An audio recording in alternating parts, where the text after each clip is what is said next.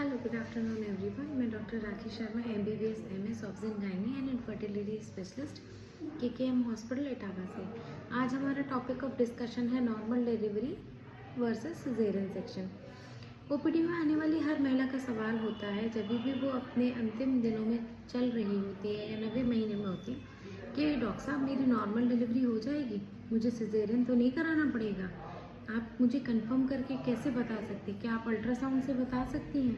कैसे मैं जानूं कि मेरी नॉर्मल ही हो जाएगी, मुझे सिजेरियन कराने की ज़रूरत तो नहीं पड़ेगी? इसका एक सिंपल सा सवाल मैं आपको बताती हूँ। देखिए, ये मदर और फीटल की कंडीशन पर निर्भर करता है कि आपकी डिलीवरी नॉर्मल होगी या सिजेरियन होगी।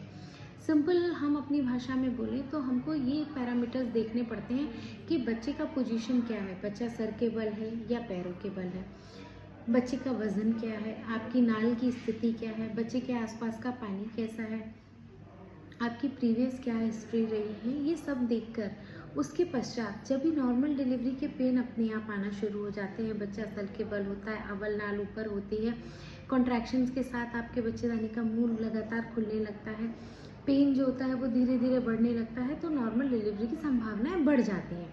परंतु इसी स्थिति में अगर कहीं बच्चे सर के बल ना होके पैर के बल या आड़ा, जिसको हम कहते हैं ट्रांसवर्स लाइन में है, या नॉर्मल डिलीवरी के दौरान कोई कॉम्प्लिकेशन जैसे अचानक से अब्रप्शन पुरैन का हटकर ब्लीडिंग करने लगना हो जाता है तब, या बच्चा लैट्रिन कर लेता है जिसे हम MSL मेकोनियम स्टेन लाइकर कहते हैं, या हम कई घंटे इंतज़ार करने के बाद भी बच्चेदानी का मुंह नहीं खुलता, प्रोग्रेस नहीं करता, लेबर पेन नहीं बढ़ते, पेशेंट्स को दवा देने के बाद भी पेन उतना प्रोग्रेसिवली नहीं बढ़ता जितना हमें उम्मीद होती है, तब हमें सिजेरियन के लिए ये तत्पर रहना चाहिए, क्योंकि हमको माँ और बच्चे दोनों को देखना है। हमें बच्चा भी सुरक्षित चाहिए और माँ भी सुरक्षित चाहिए।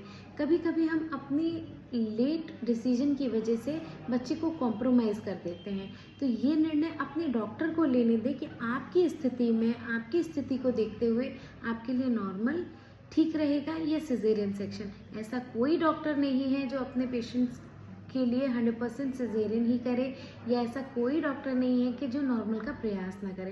तो अपने डॉक्टर पर विश्वास रखें, लेकिन जो दर्द नेचुरली होते हैं, जो प्रोग्रेस नेचुरली होता है, वो सबसे बेस्ट होता है। Normal delivery is the best, but जब कॉम्प्लिकेशन सामने होते हैं तो सिजेरियन सेक्शन कराने में ही भलाई होती है।